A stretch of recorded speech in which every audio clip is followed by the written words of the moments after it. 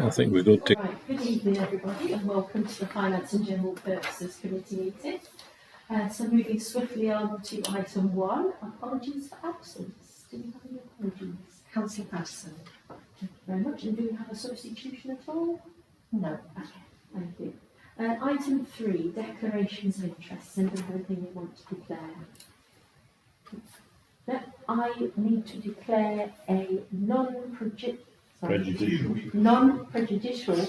interest in item 7 on the fees and charges for the discussion about the room hire and the road paid by the Health Bureau.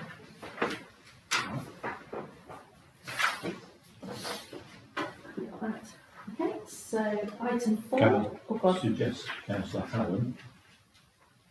I was just thinking about Christmas lights. Item 8, Christmas lights. Yeah. Yeah. As a member of Croxley Borough Council, because that's an arrangement with them, isn't it? Yeah. Okay, so item 4, to approve and sign the minutes of the meeting held on the 4th of November. So have you had a chance to look through those? That was here. Yeah, okay, well I'll propose that they are an accurate record. Second the best announcements too. I'll second that, so can we go to a vote? All those in favour? You were here. Okay, abstentions? And 2 for not being here, so that's passed. Do you need me to sign anything? Not yet, we'll do No, that. okay. Yes, thank you. Item 5, public participation. So there is clearly 15 minutes here if the public wants to speak.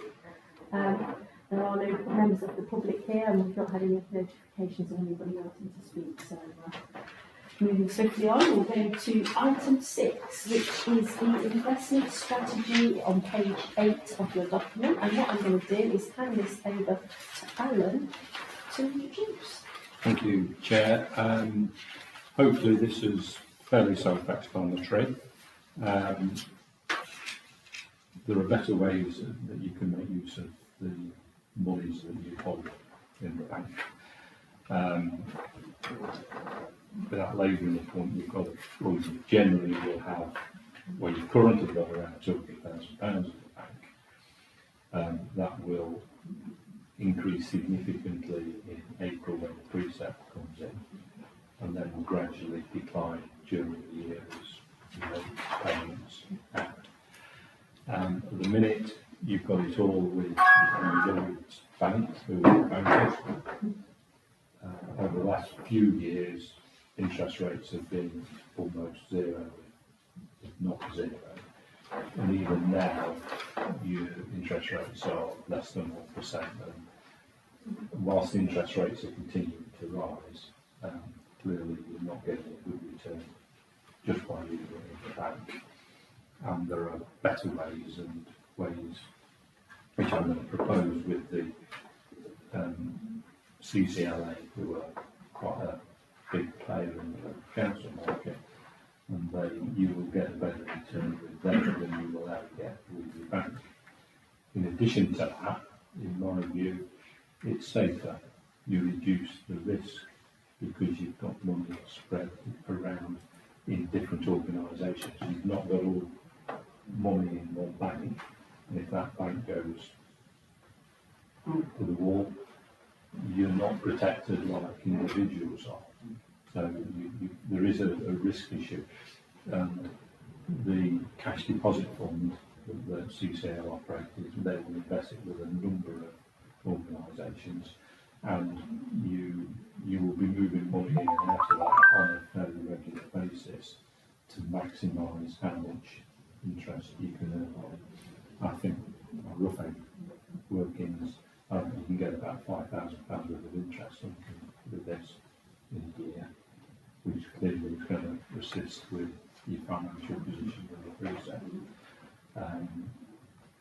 As I've said, that you're not dealing with, you're dealing with a sensible organisation, a national organisation that is well embedded in both local councils and principal council. Broxtowe have money invested with CCLA, so it's not, I'm not suggesting something that is risky in that sense. So you've got some comfort that you're with a bigger group of councils that deal with CCLA. So I'll stop there. I need some specific recommendations if you want to move forward with this. But happy to answer any questions. I'll go to Bob first. Great, because one of the reasons why I didn't like the way we voted at the full meeting is that basically we were asking for the townspeople to put money in the mattress under our bed rather than their own, because it wasn't doing anything. It was good when the last town clerk came out with it, but then it degraded, and the Office of Fiscal Budget Responsibility have already said to banks that you are taking the mickey out of people by offering 0.5% interest rate, so it's good that you've looked out for something better. Okay, so with your own personal finance, you know that £85,000 is covered. This is a lot more. What about these guys? What does it do for an organisation? What's how much is protected? Should they all go down, or is it shared because of all these banks? It's shared because they're not investing the money. They're dealing with the money markets on a daily basis. So you'll say £100,000 isn't with one borrower. It's with a range of borrowers. So every bit of money is safe. Sorry? So every bit of money is safe. It's as safe as it is with the bank, and probably safer because you've got it spread over a wide number of organisations. And my apologies, 2 more quick questions. I know you've got the risk here as low. However, is it green? And is it ethical? Because some of these banks certainly aren't ethical. They do have an ethical and a green policy. I'm not going to let that, but they're aware and they're. National Trust was told off recently for banking with Barclays when they were clearly not that green. Yeah. Well, not that they changed the bank. I can't say that everything is, Sorry to hog it. is completely green and ethical, but they are aware of that, and they do have green, environmental and ethical policies within who they. I shouldn't hog it. So I really am hogging. So this is an instant access. If we needed it, yeah. Is there any? You talked on investment, aren't you, to do instant access and then medium access or access that you can only have a few times a year. But that bird's eye You can put money. It's like a bank account. You can transfer monies in and out on a daily basis. Right. Probably not a good idea to do it on a daily basis. What you would do is manage your bank account. So you'd keep, say, £10,000 in the bank account, and the rest in there.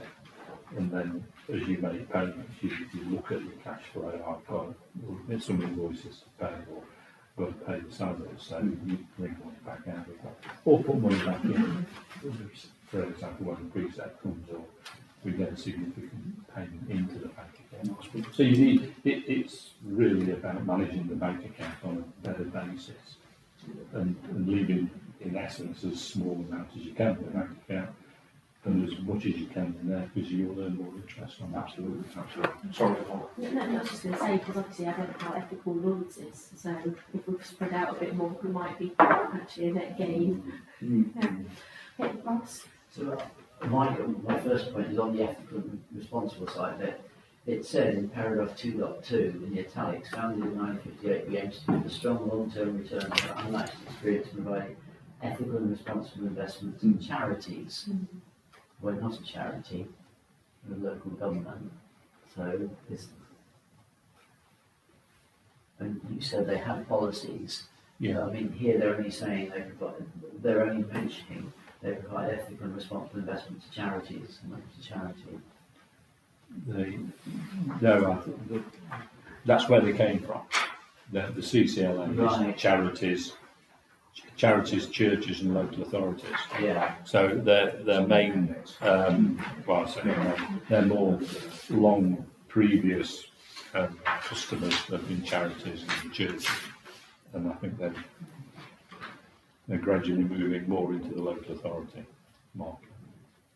And I agree that we want it to be as green and as ethical as possible.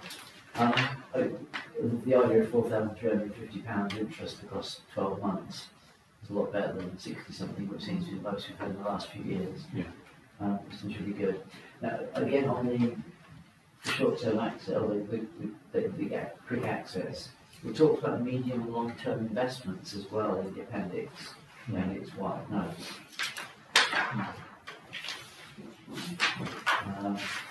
Somewhere I saw a highlighted below it talked about medium and longer term investments. So if we're involved in longer term investments, how does it work that we can destroy? At this point, you're not. I wouldn't advise that. Okay. But in terms of an investment strategy, if you wanted to invest on a longer term basis, then that's allowing you to do that. But you're making a specific decision about that long term investment. The CCLA also operate a property fund. That operates on the basis that you buy, say you've got £100,000 available, you buy £100,000 worth of units in the property fund, and you will earn interest on that over the year. But when you come to sell it, the unit value price may be less than what you invested in that, because unit prices in that nature can go up and down. So you need to be clear that you're going to keep that investment for years, probably, to secure the nominal figure that you initially invested. The returns on that are significantly more than what you will get here.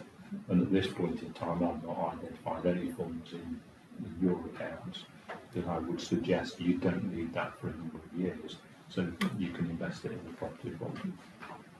So it's there as an option, but at the minute I'd be advising you to go nowhere near that. Right. And then into Appendix 1, paragraph 3.1, where it talks about AAA, AAA, BBB, F1, F2, F3. What do they mean?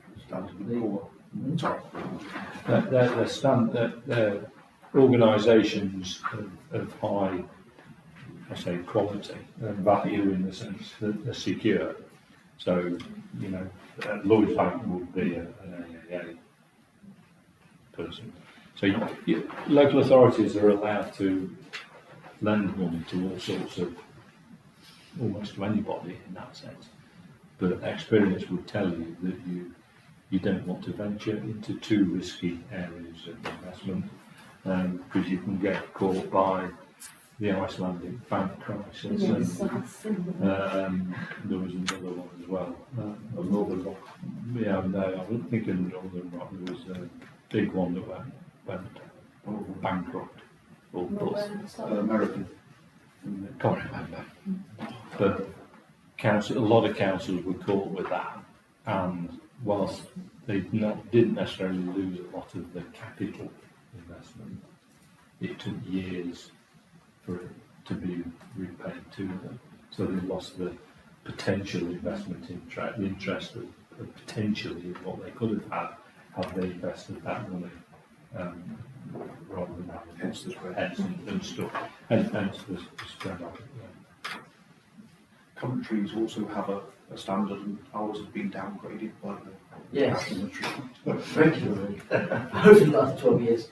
They're just above Russia at the moment. I do also have a question. It's sort of related to 6.5. So it says delegated authorities granted to the town bar in consultation with the leader of the council to move funds both in and out of the cash deposit fund in line with the continuous review of the town council's cash flow. Obviously, if we wanted to move money in and out, or there was an issue where we thought it was prudent to maybe move money out of this funding, what sort of information do we get to help inform that decision from, because do we get like a statement and we can see, okay, actually it probably isn't working out this time, or is there? No, you won't see where the money is invested. Yeah. Because you're part of a bigger pool of money. They will be dealing with millions and millions of pounds on a daily basis. So they're moving money around the money markets, almost invisibly to you, and you are part of that bigger pool of transactions. So in that sense, you won't see anything at all. But what you do need to see from from us, from your officers, is an analysis of cash flow, if you like, Yeah. that underpins the decisions that you're making initially. Once you've made the initial decision, it's more a case of managing the bank account and bringing money in and out, Yeah. just to ensure that there's money there to pay the bills. And so will we get like predictions on income? Like you told us, we'll probably Yeah, about that needs to be Is it? fed back to you, so you get, I think you put it in your hard reports somewhere, an annual strategy report. Put it on there. Perhaps put, 7.1 on a quarterly basis. Mhm. Responsible, the RFO will prepare a cash flow projection indicating any future suggested investments. I mean, you could add into that if you wish and report it back to the committee. Suggest that because two people taking that responsibility puts them at risk of being Yeah. criticised. In 6.5, is it just we're delegating to move things between the current account and the CCLA? Yes. So that's not so bad. That's not so bad. At first, I read it a bit more sinister that suddenly Teresa and Beverly could be investing money. So Yeah, it's just like, oh, because obviously I saw that and thought, oh, what if we get this wrong? But obviously we've got like reports coming back then. I'll add into 7.1 some words that will report back to you on a quarterly basis with performance in this sense. Yeah, Tim's got a question or something? Yeah, there's a suggestion based on the paragraphs we were just talking about, an alteration actually, because the delegated authority to the clerk to move money in between essentially the current account and savings account. Yeah. I don't think that needs any elected members' involvement. That's just a task of the RFO, isn't it? Yeah. So I suggest striking that from 6.5. No, we also, I need to fill a form in here, and on this form, it needs to be signed by 3 nominated signatories. So what I'm going to ask you to do is, as part of the recommendation, the decision, is to authorise, and I'm suggesting the leader of the council, the vice chair of this committee and the town clerk are the 3 authorised signatories for the account. That needs to be in the investment strategy because they want to see the investment strategy. So there's a sort of a path of controls, and they're clear that they're dealing with the sensible taxation. And I would suggest that you also put into the recommendation for the purposes of the sort of daily transfers in and out of the account, the signatory of the one signatory who would normally be the town clerk is sufficient, is what you're approving, because you don't want, we want to move money, bring some money out, and we can't find a council or one of the 2 other signatories to get the. So that's exactly what I'm suggesting. Yeah. That's exactly what I'm suggesting. So 6.5, it doesn't need anybody but the town clerk. We don't want extra signatures for that potentially daily move in and out. No. So I suggest changing 6.5 to reflect that by not having the leader of the council in there, because otherwise people could cry foul policy-wise if the leader of the council wasn't consulted, but the town clerk deemed it on that particular day appropriate to put money in or take money out. So that will clarify the position moving forward. 7.1. On a quarterly basis, yada yada yada. Responsible finance. I think again, this is a quarterly report and approval for the direction of travel. I think that's too big for the leader alone. I think that ought to come to at least Finance and General Purposes Committee, if not full council. But probably Finance and General Purposes Committee, I think would be a sensible option. So I'll say this projection will be submitted to the Finance and General Purposes Committee for approval. For approval, yeah. Yeah, that's fine. Or the town clerk is doesn't need to be the RFO. No, So not if necessarily. delegated authority is granted to town park, or is it the RFO? In 6.5, we're scrapping it up. At the minute, your town clerk is also the artifact, so Yeah. I wouldn't, you know, Is there any possibility there'll be two separate posts in the future? It was proposed that they were in the past, Yeah. so it might have to be again in the future. So maybe we change that to RFO. Which then covers the town clerk if they are it, and doesn't when they're not. Yeah. Yeah, I'm just conscious that, you know, I don't want anybody, one person to be like up against the wall should an investment collapse. That's all I'm thinking, you know, if it is a collective decision, you know, it's not one person, oh, well, why didn't you move this money in? No, I think I would advise to leave it as the town clerk.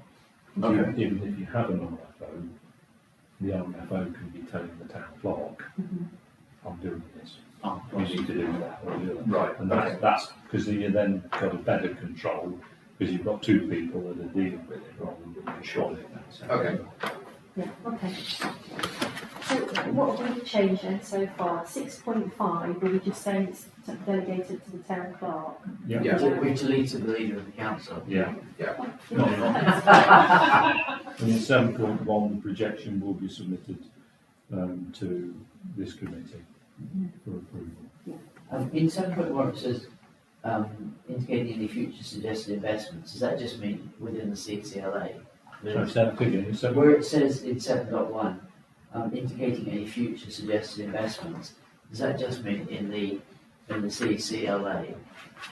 at this point, yes. Yeah.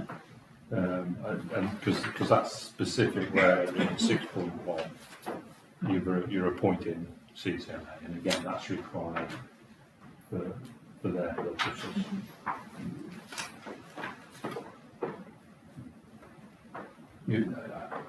This was your first toe dip in the water of this, so so I'd keep it as simple It was needed out. as possible, and then as you become more comfortable, perhaps. But at the minute, I mean, without having, employing people to do this on a regular basis, and you haven't got enough money to warrant that, one organisation is enough. The only other organisation I would deal with would be to lend it to Broxton Borough Council, and I've already spoken with their finance people. They're not in any need of funds at this point in time, but I suspect what you get back from them is as good as what you get back from the CCI anyway. Another consideration in the future is to lend it to the government, of course. Green bonds are exempt from that. What are they? Or green bonds that they do. So that's 3.7% at the moment. Safe for 3 years.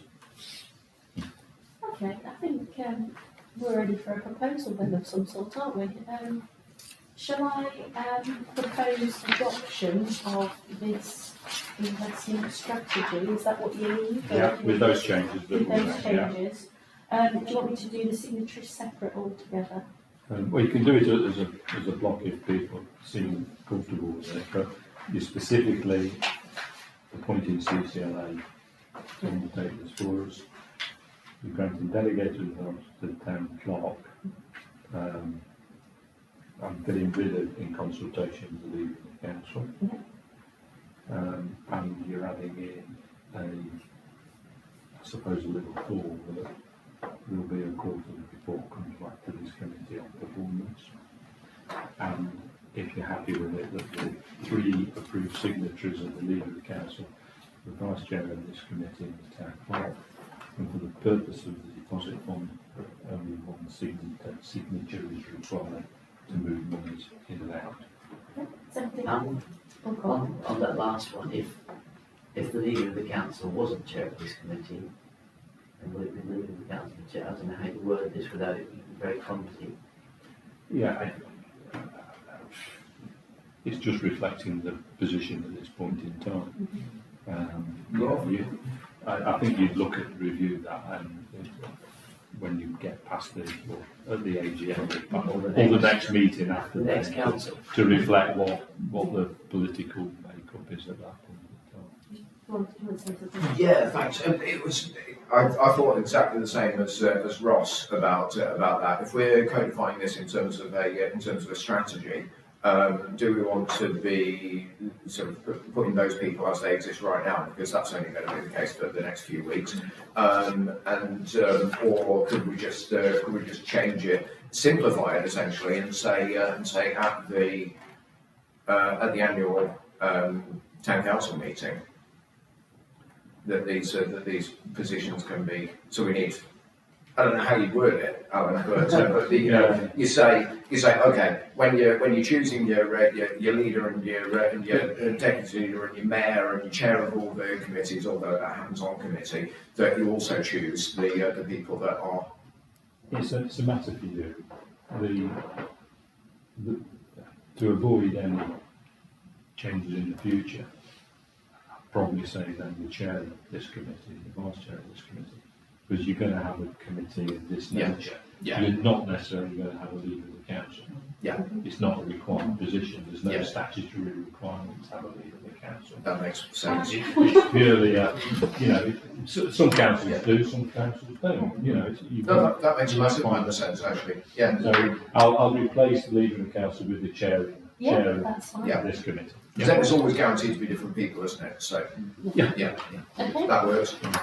So I'll propose this on block then with all the amendments that's been discussed. So I'll propose. I'll second that on block. So Councillor Hallam second. So we go to a vote. All those in favour? Oh, As you saw the recommendations on 8I9 jump line, yes. we're doing all three of them. Yeah. Plus the other ones. Well, no. Well, it looks like it's unanimous. So Included in that with the three nominated signatories of the chair, vice chair and town clerk. Yeah. And the investment strategy will be changed to replace the leader of the council with the chair of this committee. right. Before we move Thank on, you very much for that, Alan. yeah. Stop saying the same thing that I'm about to say before I say it. Crikey, mate. I can't help you faster. It's getting very, very disturbing, in fact. No, I'm Make a good service. well chuffed, actually. I'm well chuffed, and thank you, because, we spoke about this a couple of weeks ago, and because I said, okay, medium-term financial strategy says that the sort of money in the pot's going to be diminishing for the reasonable amount of future, but in the meantime, we've got a massive wad of cash. What are we doing with this, and why is it not paying for itself? And you've come back next meeting of this committee with a policy and a report and a bloody plan, and we all agree to it. So I think that's fantastic. Thank you very much. Else the people won't have Yeah, Another point, I say quicker and in short time. Else we could be sitting on that. It's just £10,000 less by next year. Anyway. Brilliant. Okay, so moving on then to item 7, which is to review the fees and charges levied by the town council. So there are 3 recommendations that we're going to look at. It's to review the rents charged for allotments for a possible increase. It's to review the fees and charges of the lessons of the Carnegie, and to review the rent for the Helpful Euro. So I think, do you want me to hand over to you for allotments first? Yeah, we deal with allotments first. Again, we mentioned this when we set the precept. You have to give them years' notice for allotment rent increases. So the first date that would be effective for any increase is now going to be the 1st of April 2025. Which means you've got to give notice at some point during this calendar year, really. Well, to make the decision in this calendar year to give us time to send the notices out and notify people who's going to be an increase if there is going to be an increase. Since writing the report, officers have done a bit of, I'll say, digging. I didn't mean that to be Jeff Kittle, but I can't think of a better word. Research into comparative costs by the councils nearby, which suggests to me that you're competitive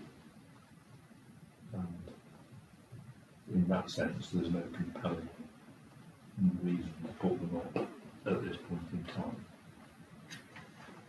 You're above the market rate as it is. Go on, Bob.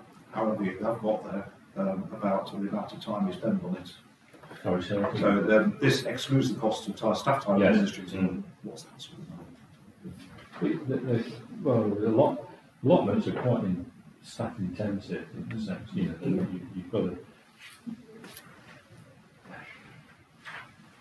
I would say a regular, significant stream, but you've always got people coming in with issues, they can't get in, the lock's stuck, the allotment next to me is full of rubbish and nobody clears it out. I don't like the person who's doing whatever, so there's quite a bit of administration involvement, if you like, in just keeping the tenants happy in that sense. And the administration are certainly sending all the letter back, because everyone has to have a letter with their tenancy agreement. You've got to deal with the cash and deposits and that sort of thing. So I wouldn't like to put a figure on it, but you certainly, a significant amount of time. Would you say it's 2,600 quid? Oh yeah, it's more than that. No, Oh, yeah. but allotments don't run to profit. No, No. I've not seen an allotment account that is in surplus when you add in all the relevant costs. No, it's not. It should. We could put a note on it to say, if you keep bothering us, we'll put the price up.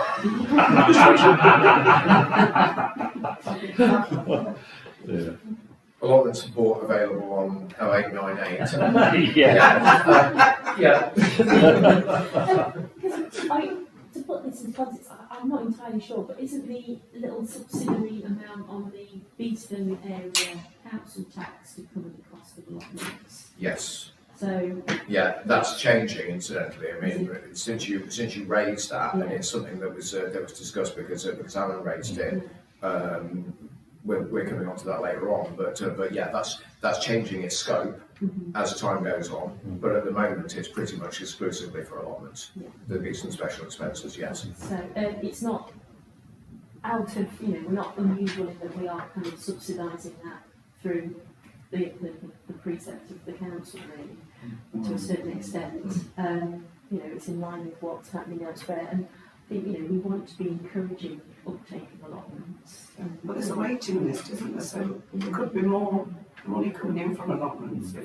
Have we got any vacant? But I think that the issue that I was aware of before was that we had vacant plots, but they weren't the ones that the people wanted because it was a different site or they didn't want to take it on in the state it was in. So I don't know where we are on that side of it. There are some vacant plots. They were also looking at splitting some of the large plots, of which a lot of them are large, into smaller ones, and also that we'd like to have some raised beds and better pathways for people with disabilities, older people, young people. We're asking for maybe with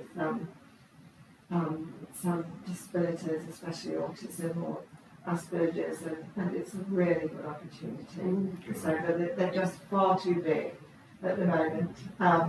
And then the other problem is that when people do put a load of rubbish on that's nothing to do with gardens, and then we have to get someone in to clear that, which is expensive. So, but which is part of the reason why we did the whole tenant agreement and reviewed that to ensure that people were held responsible if they left it in the mess. Because the only people who should be going on there are allotment holders. So they must be doing it. I'm always slightly uncomfortable to ask the rest of the town to subsidise a few diggers. But like I said, it happens in Beeston, so Okay. they will pay. Is it £2.50? I don't know. I think it is. I've never paid any attention No. because they don't know how to do anything right. Because they're not stable for It's expensive to have allotments. You can take all your stuff and put it on in. It's more a hobby than. I know it tastes nice, but it's quite expensive to have an allotment. Grow your own food. I really put the item on because I was aware that you'd not put them up for a number of years, because nobody could tell me when you last did put them up. So I presumed at that point that you would probably which has not proved to be the case. I, I would suggest probably that you just, defer, don't increase them at this point, but look at them again before the end of December, so that you've got another chance to do something if you feel you need to, before the letters are sent out. Could we find out how many allotments are not being rented out, and see if we could get some rented out to get some income in? We've got the ones that are not being used at the moment. We've got a waiting list and people are going to see them, but we can't ask people to go and see them when they're full of so much rubbish. So now we've got the tender agreed for the person to come and clear, then the turnover will be much quicker, hopefully. And who pays that bill for that? The individual, That's got the allotment. or it has to come to the council. So, yeah. That was the reason why we made it. Commented. Yeah, I don't agree with Holden. I'm not bothered what the going rate is, and I'm not bothered what Eastern do. It's costing the general taxpayer, for the however many thousand of them that there are in Stapleford, money to subsidise other people's allotments, and I'm not happy with that. It doesn't sit well with me when we're saying everybody pay nearly 10% more, 9 and a bit% more for everything, and allotments haven't gone up in as long as we can remember. Certainly, as long as this administration, I think it's high time for an increase. And if we have got plenty of interest, then we don't need to be greedy about it, but we do need to make ends meet, and now would be the right time to do it. At the moment, we can justify it because of inflation. It'll still be a sudden inflationary increase, and the first one in a great many years. If we're going to do it at any point, now would be the time to do it. Much better that than when in future years, if inflation is only sitting at 2%, and we find at that point that oh my goodness, the cost of allotments, and we really should have addressed this sooner, and then we have to put a whopping great increase on at that point in time, when it won't be as justifiable in terms of being in line or less than inflation. I would do it now, and we can justify it. The thing is, we can't do it now because we have No. to give notice. So Yes. this is the other issue, isn't it? So You can make the decision now. This is what I mean. Yeah. And to add to the cost of water, I mean, my water rate's gone up, so everybody else around this table, so surely we get yeah, pay more. the allotment charges are based on two, aren't there? There's the rental per square metre, I think, and then there's the water charge per square metre as well. So I think, what are the current charges per square metre? 18 pence per square metre in rent and 9 pence per square metre for water. Is that on current water charges? That's Because the new ones, I mean, Severn Trent to push the my rates up. Anybody else? I'm sure they'll do the same. I'm not sure that surplus is looking like a surplus. Rubbish collection, water. There is no surplus. No, it's not costing. No, there is no surplus on the allotment. No, it's so the next set surplus. I mean, the allotment holders will get hold of that. So yeah. I think this is 2.2. It says, whilst the recently approved budget showed that the allotment costs showed net surplus 2,666, this excludes the cost of staff time and administrative service. So, Yeah, there's no full stop in there. yeah. The cost of clearing will be included. Yes, Okay. yes, the staff time. It's a staff time. Yeah.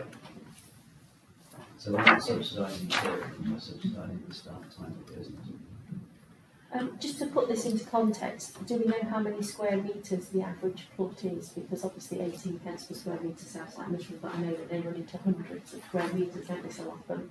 Do we know? Yeah, the broad calculation is that about 289 square metre plot, which is quite a big one, one of the bigger ones, or is not an uncommon size anyway. That gives you £52, just over £52 rent per hour, and the water is £26 per hour. which is obviously not. So, I mean, you're not, whatever, you're not talking about big sums of money. Yeah. So realistically, we could go at least a penny a square metre, couldn't we? I suppose that's the minimum we could go. My proposal would just be 10% rounded down to the nearest penny. I think in an age where we are at the moment, with people going to food banks and sitting in the cold, it's best to get as many allotments rented out as we can. They might hand the keys back and you've got more empty ones than you've got takers. The current 18 pence per square metre, if you were to increase them by 10%, that would add 1.8 pence. So you would add 2 pence. But if you round it down, it'd be one But if you round it down, it's an increase of 5%. something. Seems reasonable to me. I'm going up 2 pence is 11%. So I can get the feeling that we're going to go for a penny a square metre. Is that not the It's reasonable without pushing the envelope too much.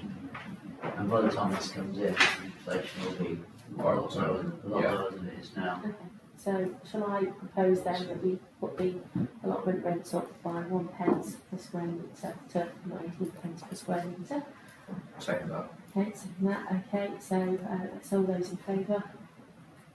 That's four against, 1 against. Okay, so that's What about carried. water charges? You have to do anything with that. Water charge. Water charges. We don't know the next charges, do we? No, the water charges are very hard to predict because obviously if you get a dry year, you pay a lot, you know, it charges a lot. If you get a wet year, so And it's very. it's 9p per square metre, so you only put in a penny, really. But that's over 10%. Yeah. The pair added together, if you average it out, then we'd be looking at about 7% if you add the two together. Mm. So I wouldn't be adverse to it. What's the average cost? I was doing the quick maths on what this works out for a plot. I can 7% of 78. Just so that you know, some realistic thing about what we're having charging people. So about £6 extra a year. At the minute it's 27p together if you put it up to 7 point. If you put two pence on, either 2 pence on the rent or a pence on the rent and a pence on the water, Yeah. that works out at 7.4%.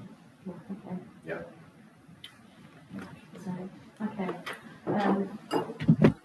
So how much, so say again, how much would that be for a plot of say 50 square Well, that's a very yards small one. They're about to 100 square? They're about 250, we say. 289 is a common size. So Say in Lincoln, you'd be charged £81 a year for 600 to 700 square yards, £98 a year for 1,000 square yards. It's funny how they still use yards. That's divided into chains. the example I gave at the 289 square metres would go up to from £78.10 to about £3.50. Okay, so it's not a colossal. So it's not terribly off what's a Lincoln charge. But that's for quite a big one. Yeah. Derby, what does Derby charge? Yeah, I mean, I'm live with that. So I think we're going to be proposing a penny on the water as well, so I'll propose that. Second. Second, not those in favour. Because it's going That's unanimous. Okay, on the water. Right, okay, so the Derby pay £40 to £70 a year for a full-sized plot, which they full size plots of 300 square yards. You know, What's this yards business? I don't think you can borrow that. No, we're not Yeah. a massive outlet of that. Let's do that. So that's property high, isn't it? So we've reviewed that, so. There is a lot of steering group coming up. I So think. we On the break 20th. we'll break the bad news So, to the bad. Yeah. But you're right, that's on. Oh, that's out. Okay, so number 2, review the fees and charges for the lettings of the car and Newport Hall. So I think on this one, Beverly's done a bit of research, so I can look at Beverly. Yes, thank you. So I've looked at some other the community centres in Stapleford, and New Community Centre is £16 an hour, Stapleford Community Centre is £15 an hour, Stapleford Methodist Church is £20 an hour, and St Helens is 15 per hour, and they're all non-profit. So for commercial, it seems to be averaging another £5 on those. Right, just remind us, Beverly, what are we charging for non-profit? We're charging £15. For an evening. Yes, Yeah, yes, it's different times, different prices. yes. There's some logic to that, I think, with daytime lettings that clearly there are people who, generally speaking, it's not, we don't have to make specific arrangements again, some sort of staff cover or whatever. So we're on a par then with the other groups. Bit below. So our daytime lettings, non-profit is £9 an hour, whereas others are 16, 15, 20 or 15 per hour. So, yeah, But then the evening ones are comparable. yes. Well, they don't split into evening, it's either non-profit or commercial. So, yeah. Just out of interest, who does use it in the daytime? Because there are many people that do use it. There are quite a few groups that use it. I can't recall them all off the top of my head, I'm afraid. But also, with the library closing temporarily, we are getting more people wanting to use it. So, daytime and evening. It is now increasing. Thoughts, anybody? I think it, sorry, I think I'll do Bob. I think it might be a shock to suddenly turn around to these people and say, you're paying 15 quid an hour, that's what everybody else costs. And also, I suppose we're in a little bit of a competition, but as you say, on the other hand, people are coming to us more because there's nothing else. Depending what market forces are going on there.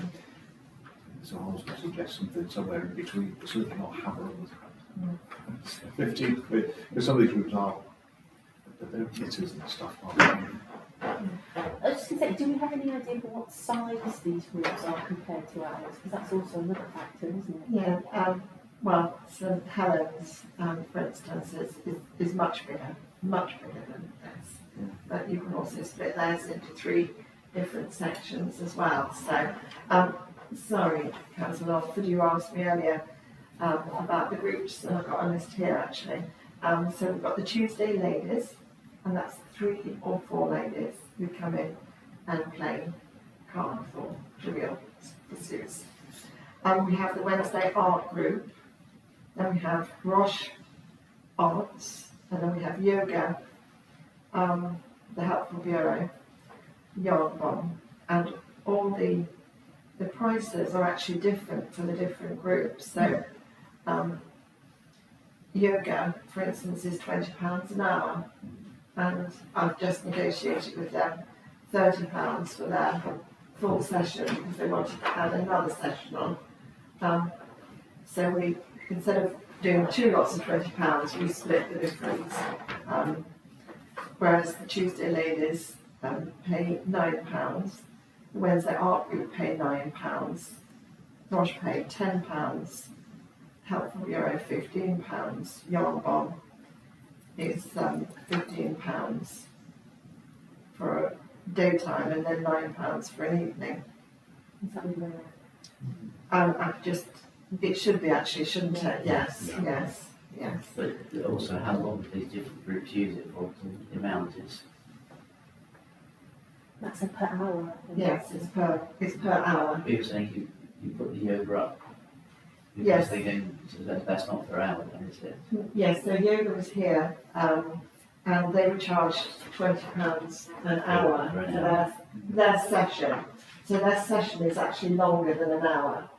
I can't tell you exactly how long it was, but then they asked for another smaller session, and it was negotiated with them that it would be collectively £30, which, when they were here the other day, they were here from about 7 o'clock until 8:39. So you basically said an hour and a half, but Yeah. split into Yeah. two sections, Yeah. so just Yeah. average the rate. So they're not paying £25 an hour for a profit-making group. No. One feels the yoga could stretch to a bit more. Oh, So, yeah. That's nearly as bad as Not mine. big, yeah. Really cool. No, seriously, it depends who you're competing with, doesn't it? So it seems that groups aren't paying our prices. I would agree. And I think there's been quite a lot of previous negotiation, and they're long-standing groups. And the yoga ones are on The groups is newer. the, So, Yeah. I'm surprised the higher paying groups haven't said, so the lower paying, higher paying ones have said, hold on a minute. Ladies are only paying like, not there's yet. only 3 of them per lady, that's expensive. That's not I think profit. that's a non-profit, so The yoga's a non-profit. that's different from yoga. The yoga is a, Even if someone's charging them quite a bit for their hour. Go on then, Tim. So I'm thinking, yes, we need to put it up. Again, same argument as the allotments. It's a case of if we're putting up one thing, I think we ought to put up everything and say fair's fair. I would say that £10 an hour for not-profit day times seems reasonable. So a quid increase. In fact, I wouldn't be adverse to take a quid across the board, basically. But that means it's 11% for a non-profit and about 4% for a profit-making evening group. Yeah. Why don't we leave the non-profit as it is? Thing is, if you start putting it on, then you start getting into competitions with other buildings that are better. But we've not got the report from the that we had for the budget said that the uptake on room hire has been grand. Basically, that made up for the potential Lots of the loss of the notable non-potential loss of income from the annex. But we're having lots of hubs built, there's hubs everywhere. It's about breaking even though. We're not here to subsidise individual groups. We're here with the precept that everybody pays. So I think if we're putting up one thing, we'll put up everything. I just think that the non-profit one, little old ladies come in. I certainly don't think we should put up one group at a bigger percentage rate than others Fair point. for its percentage. Okay, so does anybody want to leave? But then, the other thing is, if they're not being charged, some groups aren't being charged this amount, then putting it up is it meaningless? I'd focus on perhaps do a percentage increase across the board. Yeah. And I think we need to look at rationalising some of the charges that we make to individual groups. Just But even I think we need to small. have, we need perhaps a bit of flexibility, because Yeah. clearly the ladies who come, is it Tuesday ladies? Yeah. It's a very small group, and there used to be a larger group. I don't know, since I've been here, there's always been 4 of them, but you know, for no, I'm not sure how to put it, really, for little involvement or cost, it's, you know, it seems Just sitting counterproductive to suddenly give us another quid each. But I get the It doesn't need to be. I'm assuming that most of these will probably be by bank transfer or something like that. So I don't Yeah, imagine that very lots few. of people are paying cash and having to count out pennies if we put it up to a silly number like £9.51 or whatever. So yeah, I think 10% across the board is quite reasonable. Okay, so we've got a proposal of 10% across the board, so we'll second that. No, And now we're going to be hated. So we've got a proposal and a seconder, so all those in favour? Am I allowed to vote on this? yeah, good, yeah. You remember the committee. Yeah, go on then. I'll go in favour as well. What are you doing, Ross? Kind of, yeah. Okay, so we've got a 10% increase there, so any all against? Yeah, okay, so we've got a ring against, so that's carried, so we're going 10%. I'm going to suggest that you add to that you give the town clerk some Discretion. discretion and flexibility to Yes. deal Well, with if you add that, existing then I'll agree with customers. it. I think we need some discretion there on certain people in particular. Well, bearing in mind that we've actually got a warm space where we're letting people use the room for free, it does kind of seem a bit counterintuitive, doesn't it? So, yeah, okay. Yeah, so that was dotting 2. So dotting 3, to review the rent for the Helpful Bureau with any increase to take effect from the 1st of August 2023. So, does anybody want to kick us off with this one? Or? Yeah, the lease started in October 2018 and included a rent review date on the 1st of August 2019 and each anniversary of that subsequently. There's been no increase in the rent since it was taken out in 2018. According to my arithmetic, the CPI increase has been 13.6%, taking the 1st of August 2019 to the 1st of August 2022 as the comparator figures. So once again, you've got the opportunity and the view as to whether you need to keep the rent in line with inflation. In addition to the rent, you do also pay a service charge.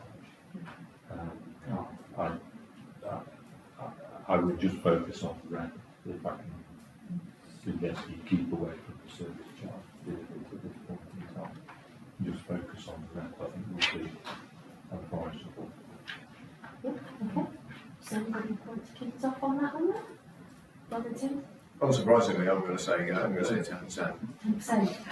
I almost predicted that. Yeah. Well, I like to be consistent. Yeah. 10% Tim. Yeah. That is.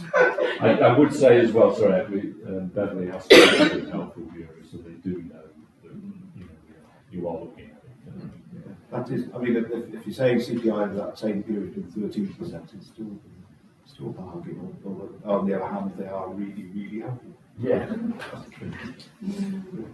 And it's one of them things that, again, I'd look at it on a rental basis.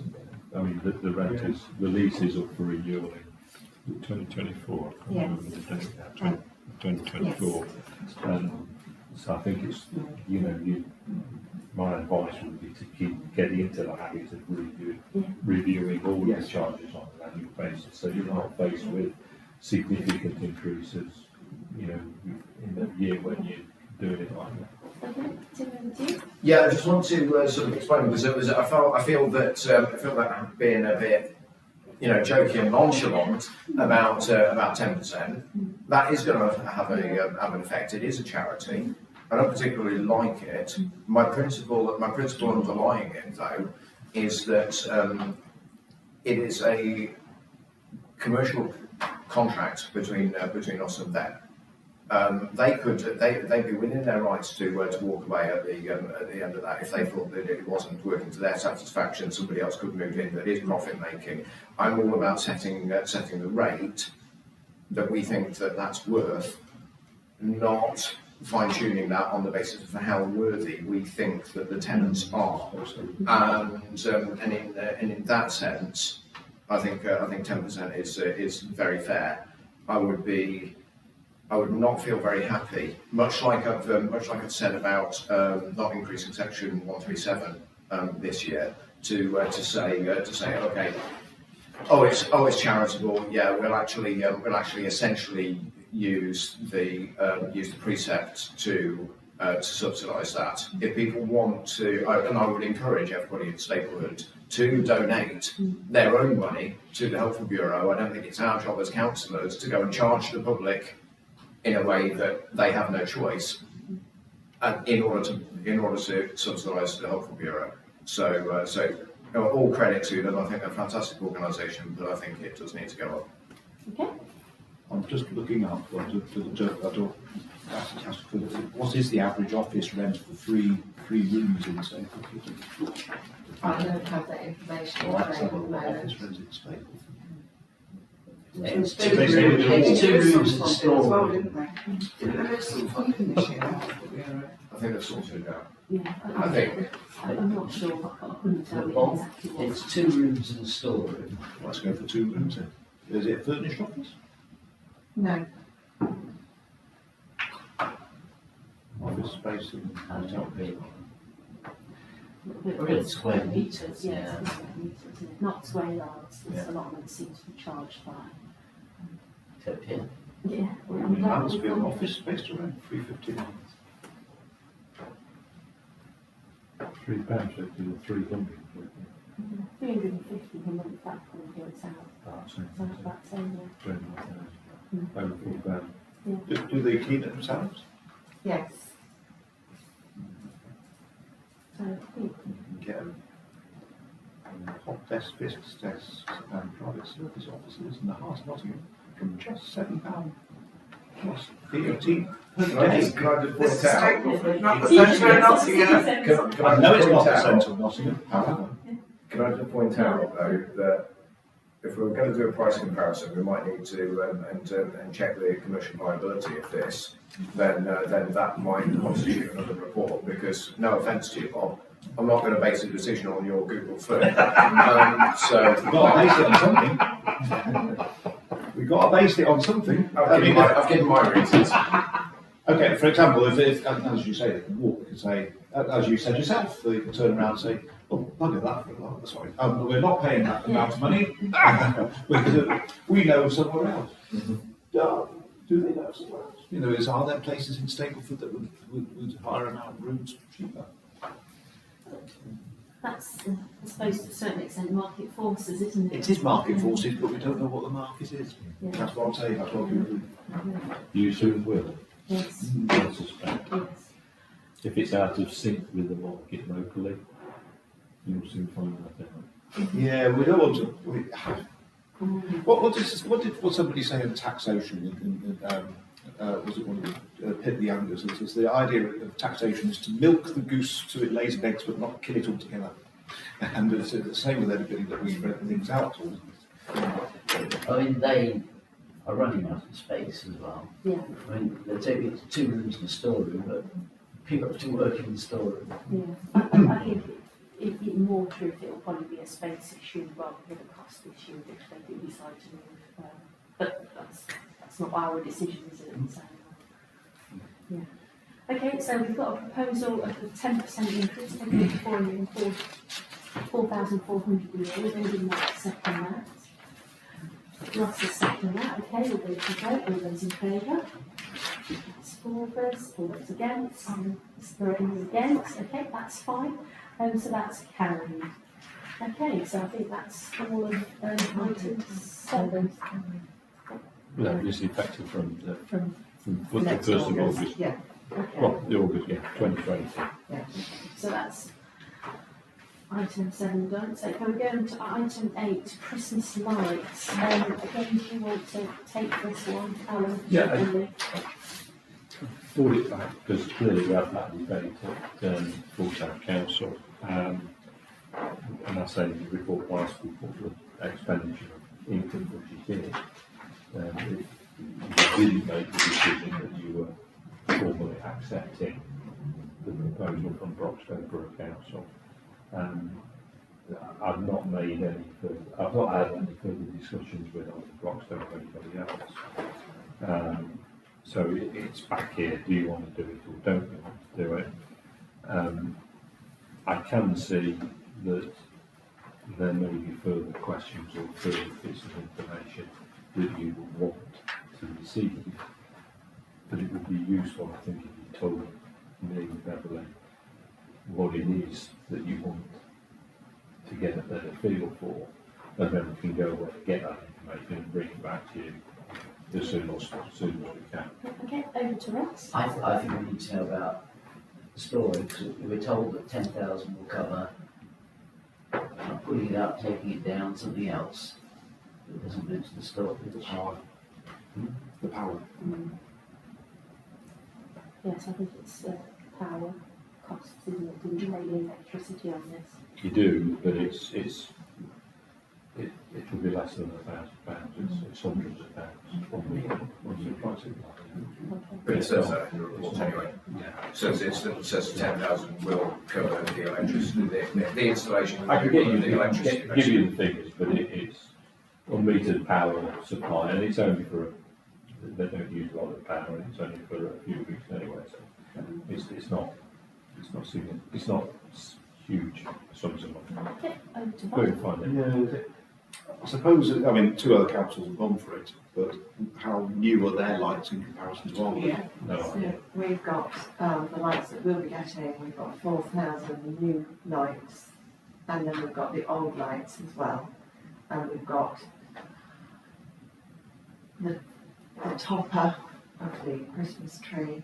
So I've got all the details of what we've actually got. So And then, and of course their life. their life expectancy, I've got that as well, because that was one of the questions that we asked Broxton. What is the answer? I'm sorry, I don't have that paper. Oh. I think it was something like 5 years when you have to start then going through and replacing odd lights, but it was also suggested that you should start looking now at putting a budget on one side to do that replacement rather than leave it till you need it. So, yeah. And I suppose on the same, sorry, on the same item, the power's not moving that much, which is surprising. Yeah, I know it's only a couple of weeks, but electricity does seem to cost a lot in my house. If any new lights would be, say, sipping power 10%, at 10%. I've just changed the lights in my kitchen, and the whole 6 lights that I put in actually used less power, even though the last ones were halogen, than one of my former lights. So, advances must be taking. LEDs use a lot less than halogens. Exactly. So are these LED? They are LED. All of them. Halogens get very hot, which is why they're so expensive. Yes. They're designed to get hotter than ordinary light bulbs. Oh, yeah. Right, so in that case, they're LED now, they should at least have 5 years in them then, was it? And then, so the idea of putting money away, gotcha. There's a lot of chatter on social media that our lights aren't nice. It depends on your personal taste, It doesn't it? does. So the next administration really ought to start then saying, okay, what do you want instead? Yes. In 5 years' time. Like we're not going to buy them all at once because it comes out of your taxes. It might change a few people's minds as to how nice they look online. Can I just, sorry, I sound like too much coming. I do have a bit of experience with Christmas lights, and they can be Interesting. challenging. But you really need to develop all kind of thing in terms of, like, it's all right saying we're going to replace that, and then those 2 or these 3 or whatever. But if they're not, if they're out of context or out of sync with the remaining lights, it just looks odd. So you've really sort of got to get to a feel, because all the lights at the minute are all white. Blue, yeah. They are white, but yeah, with a bit of blue in terms of, if you suddenly introduced, well, that one suddenly becomes red and this one's green, it's just going to look weird. So you do, there is a quite a sensitive way of making sure that what you've got fits with all the other lights, or you just end up with a mishmash of things that don't give any wow factor at all. I think that the potential to get LED lights that change colour, so we could set them all blue until we get enough of them Yeah, in place. They cost about 3 times as much. Yeah, the modern lights, the more sophisticated ones are all computer controlled, so that you can. I'm aware of a Christmas tree that was over £50,000. It's got, I think it had 25,000 lights on it that were all computer controlled, so you could have different patterns, Did different. it go to the lights at? But you're talking about big investment, and but the way Christmas lights are going is that they're moving to being computer controlled, so that you can just have lights and then mess about with them in terms of what they're doing, when they come on, when they come off, Travel gardens, and all those things. Yeah, they can be controlled by apps as well. I think Tim was going to say something about that as well. Yeah, my gut tells me that we're going to regret it if we go for this. I'm not at all comfortable with it. I think that we're not just talking about, when we're talking about LED technology, it's not necessarily even about replacing bulbs in the traditional sense. The LEDs will outlast the wiring. And I say this with a high degree of authority as an electrical engineer. When you're talking solid state, it's the bit that moves that is going to break. And the bit that moves year on year is the wiring, not the bulbs per se. And so I think we're in a very dangerous position if we go along with this, because as has been pointed out, it's there's no guarantee that this £10,000 year on year will stay. It's only a limited time promise. There's no promise. We've spent enough time tonight talking about inflation. There's no promise that that's going to go up in line with inflation. Our cost for repair or replacement will go up over time. That's a given. And what are we getting into the bargain? We're getting more responsibility, a little bit of money that in my opinion, will just about break even in terms of the bare necessities of what we need to do. It'll place all of the burden on us, and if we don't, then it will be Broxto's responsibility. Just to put this into context, we very nearly didn't get lights this year. Same time. Thank you, I was getting the lights. It's a lot to say. Broxto will not carry on, I think, if we don't do this. There's money. There's a risk there, but I don't think it's a choice of us paying for it or Broxto responsibility. I think it's a choice of having it or not having it. Sorry, I never knew the full story behind that, but I knew that you saved Grinch from visiting. Thank you. And why didn't they provide? I think they were trying to force on us a decision that I suspect had been made without understanding the full consequences of it. So I think that was the underlying reason. There's a bit of lack of communication within Broxto. That's just me Do we know? reading the rules of Do we know if they have any duty this way? No. Provide lights. No, there's no duty. It's not a. So at any time they can say, well, no, can't afford it. Yeah. It's difficult. And I suspect, trying to foresee why they've offered to do this, I think they are backing away from that responsibility and handing it over. Yeah. Because they're facing cuts as well, and they're looking for how they can You got it right. Christian. Economise. Economise. And then perhaps thinking, well, this is something that we can hand over. So that I think there is a 2-year, we'll buffer it for you until you can take this on your own, so you've got time to plan for it. Tim? I always feel like this whenever that we often as taxpayers, taking my head out of being elected anywhere at all. Just as a taxpayer, I always resent being stiffed with the under the premise of we're just devolving things. National. There used to be a national responsibility for adult social care. Devolved it to counties. I never saw the decrease in my income tax or any other form of taxation. But we know that the county put the tax up, but we know that was never reflected in the taxes that we pay to national government. So every time responsibility is handed down for something, it's never got a corresponding cut on the level of taxation that used to have responsibility for that. And every time we agree to it, we are endorsing that behaviour. So we've already done it. We took £11,000 or whatever from Notts County Council to redo some street furniture, which was their responsibility, and then we took on responsibility for this special blue grip bin scheme, which is currently their responsibility.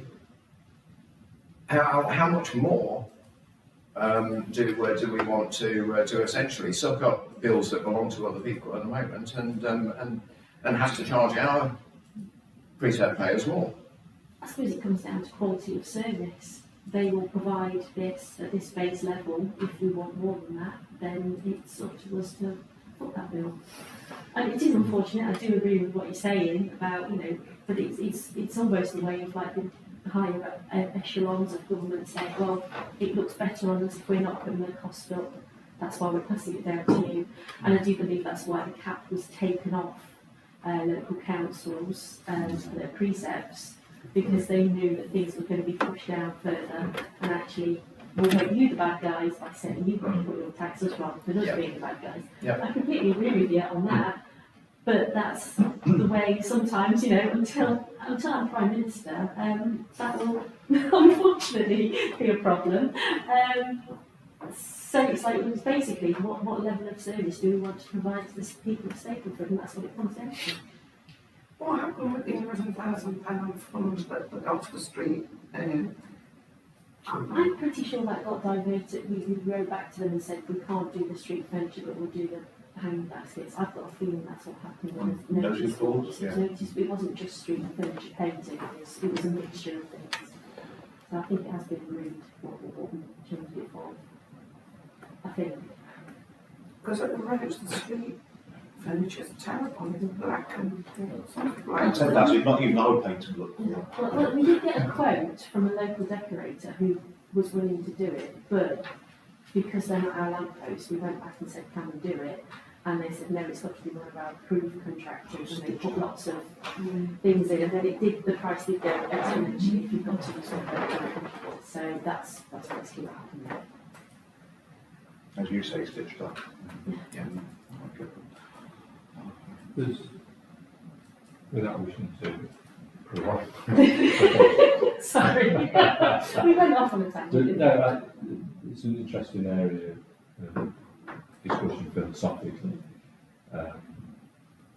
What is perhaps disappointing, shall I say, in terms of Rockstone's position, is that they just want to jettison Christmas lights.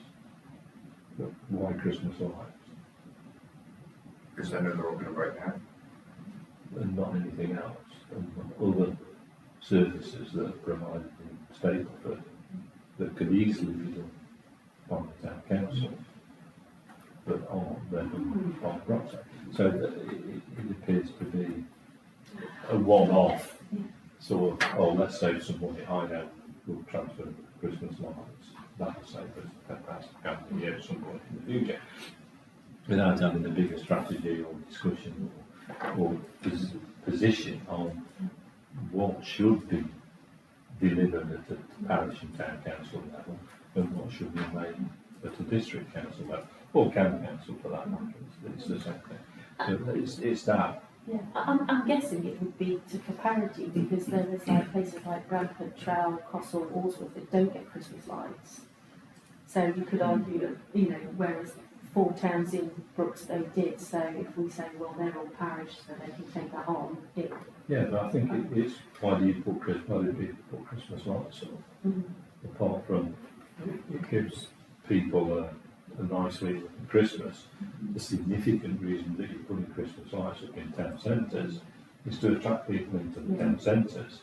You're not putting them up for Christmas per se, you're putting them up to attract people to come to the town, which isn't the case, you know.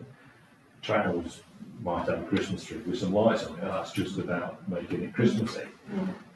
You're actually, bigger towns and cities are actually doing it for probably an economic perspective to deliver and get people in to shop and make the towns vibrant. So, you know, there's that understanding of why do we have Christmas lights, and I suspect at the end of the day, whether you like it or not, you know, if you don't, it's almost a given.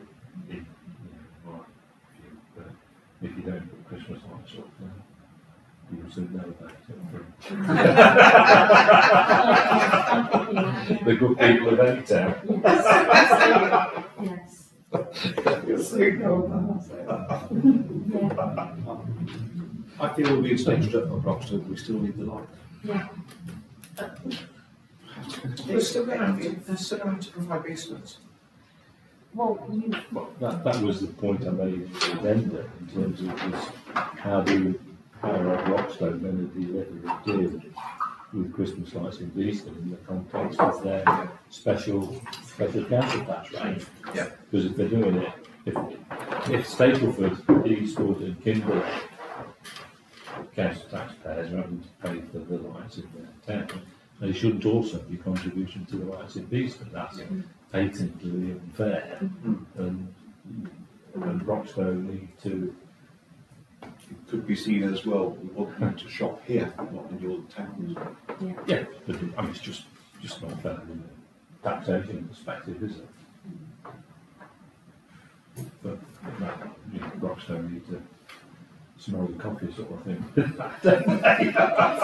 It will happen, and it will happen. And I've already had a discussion with the deputy leader of Roxtow about exactly this, because it comes under his portfolio of health and leisure and health. So I think a lot of the Christmassy stuff. Yeah, I did voice the concern, and it's like, yeah, that will be the case if it goes the way it goes, so all the towns taking on responsibility for it. I'm still not for it. I mean, just as a point of principle, I can't support this. It's just wrong-diggly, and to vote for it is to endorse it, and it's pathetic, horrendous behaviour. Can I propose something?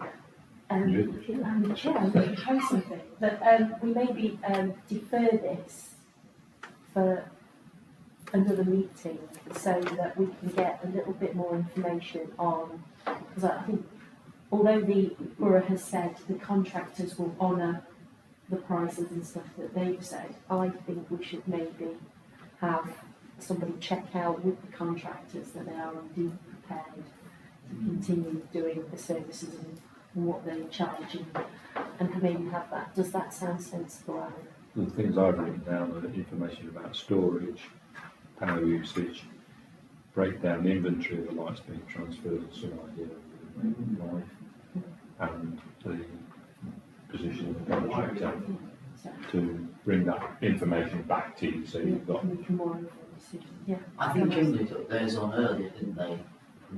They asked to take them on. Maybe that also precipitates the thing with Eastwood and us, to find out what Kimberley's experience of it is. Yeah. It's sorry.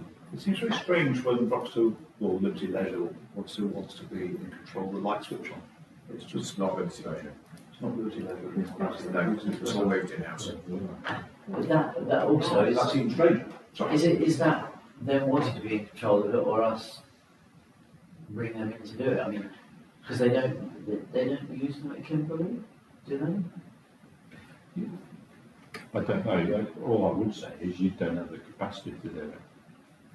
Oh, we don't, no, but if we've got a different company to do it, Yeah, you could contract a a contractor to do it, but that would again, we find out what Kimberley do. This is for the lights, specifically, not the whole event. The lights and the light switch on that they have, Right. just to find out. And we need information, don't we? Yeah. So, Also, sorry, what fun. I feel we're making decisions for as you say, we've got weeks to go, yet this is a long-term commitment for the next administration. yeah, but we can't kind of, because if we leave it too late, these are things that sort of need to be in motion. Yeah. Don't they? I think we'll bring it back as soon as we can, Yeah. but you do need the information. But I'm really keeping the pressure on you to, you can't just push it under the carpet and now we'll talk about it later in the year, because, you know, these things take months and months and months of planning. Yeah. But if we're going to do it, we need to know about it beginning of the year. I suppose the next administration would blame us for it. No, That's always the case. yes, it is. Yes. What would be really funny is if the next administration was exactly the same as the for various reasons, but if the next administration was exactly the same as this one, and we're blaming ourselves. Why did I do that last week? Why? So is the proposal then to find out more about storage? Yeah. Yeah. Show us the money. Yeah, I think we Alan did listed some things, I think we're all- Storage, power usage, breakdown and inventory of what's Yes. been transferred, lifetime remaining contract position. We'll talk with Kimberley and see what their experiences have been. yeah, so shall I propose that we defer Can I- this to a Can I just add one more thing to that list, please? From experience, which they have that we don't, what are the most common modes of failure, and a sample price of how much a repair costs for each of those modes of failure from the company. from whoever repairs them currently? Yeah. Yes, but we need to say all the whole. Yeah. And if we can get an idea of how many of those repairs need making a year, And I'll add replacement costs into that as well, so that you've got an idea of what it would be to replace each unit sort of thing. So I'll propose a deferment so that we can have a report with all of that back. Would anyone like to second that? Ross will second that. Everyone's in favour? That's unanimous. Brilliant. And that is the last item on the agenda, apart from the date of the next meeting. So just to confirm the date of the next meeting is the 28th of April 2023. And the meeting is now closed at 20:29. Brilliant. Thank you, everybody. very, very strange date of the next meeting. Hard hats at the ready. Yeah. So